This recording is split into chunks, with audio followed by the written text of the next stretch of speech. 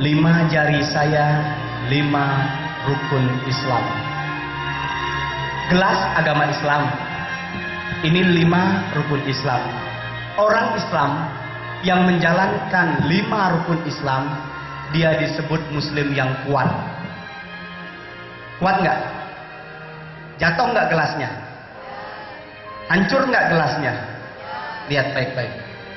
Sekarang kalau saya lepaskan jari kelingking saya yang diibaratkan dengan menunaikan ibadah haji. Kalau saya orang Islam tidak naik haji, apakah saya masih disebut muslim? Masih. Mungkin tidak punya biaya berangkat ke sana, uzur. Betul kan Bu? Hah? Sekarang kalau saya lepaskan jari manis saya yang diibaratkan dengan berpuasa di bulan Ramadan. Kalau saya orang Islam, tidak puasa di bulan Ramadan, apakah saya masih disebut muslim? Masih. Mungkin saya sakit dalam perjalanan, uzur, yang perempuan haid, nifas, menyusui, betul kan? Masih disebut Islam? Masih kuat agamanya? Sekarang kalau saya lepaskan jari tengah ya, yang diibaratkan dengan membayar zakat. Kalau saya orang Islam tidak membayar zakat, apakah saya masih disebut muslim? Masih. Mungkin saya penerima zakat.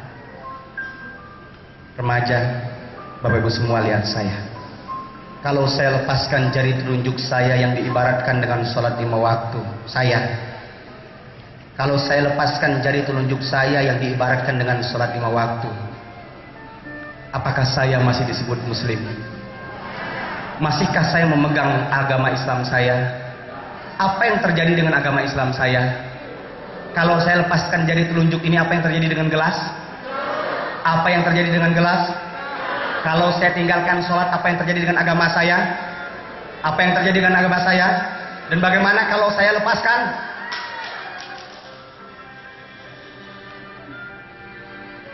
As-sholatu imaduddin. Waman aqomaha faqad aqomaddin. Waman tarokaha faqad adamaddin. Salat tiang agama. Barang siapa yang tinggalkan salat, dia hancurkan agama. Bu, narkoba penyebabnya anak-anak tak mau sujud di hadapan Allah. Narkoba penyebabnya karena anak-anak tak dekat dengan Allah. Rumah tangga cerai-berai karena seorang suami menuntut dunia, istri menuntut dunia pada suaminya. Andaikan ketika orang rela mensujudkan kepalanya yang paling tinggi, meletakkan kepalanya di atas tanah, menaikkan pantatnya yang paling rendah itu di atas kepalanya, maka dia telah menjadi pribadi yang bisa menghindarkan hidupnya dari bencana dunia ini. Jangan marah kalau orang bakar masjid, karena orang akan tetap sholat. Jangan pernah marah kalau orang robek-robek Al-Quran, karena banyak orang yang hafal Quran dalam setahun. Di Palestina anak umur 10 tahun 500 orang hafal Quran. Jangan marah kalau orang menghina Nabi Muhammad, dihina Nabi Muhammad tetap mulia. Jangan marah kalau orang menghina Allah, Allah tak pernah hilang kemuliaan dihina makhluknya. Tapi harusnya kita marah kepada diri kita, anak-anak kita, suami istri kita yang menghancurkan agamanya sendiri. Mereka yang tak mau salat.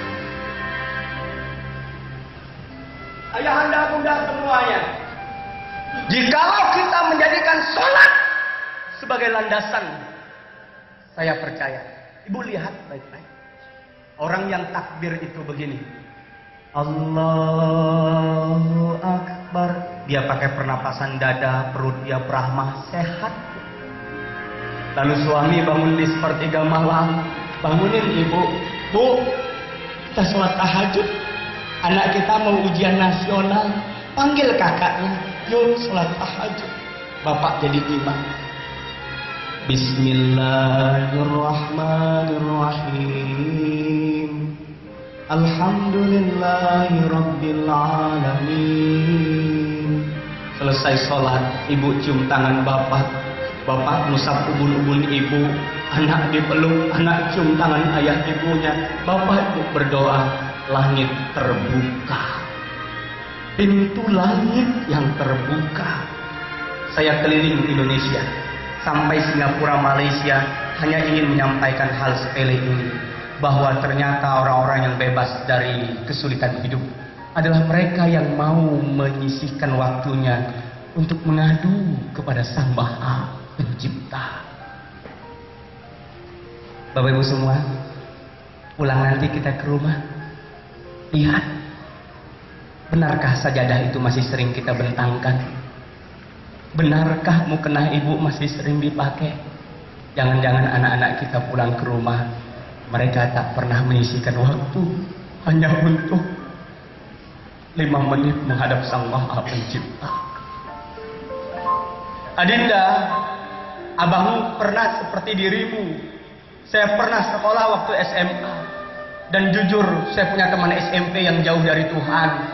Dan kelas 3 SMP, dia divonis seorang dokter kelamin. Dia menderita penyakit sifilis karena kerjanya hanya bermaksiat.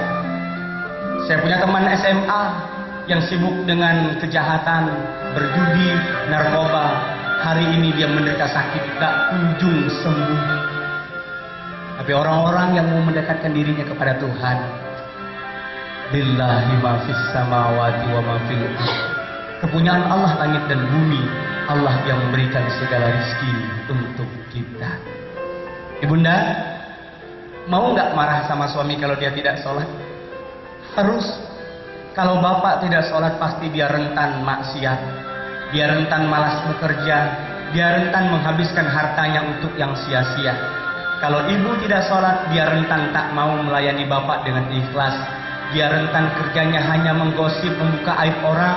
Dia rentan kerjanya tak pandai bersyukur atas rezeki yang bapak berikan. Demi Allah, keluarga yang tumbuh dengan sholat adalah keluarga yang dicuri rahmat oleh Tuhan yang Maha Kuasa.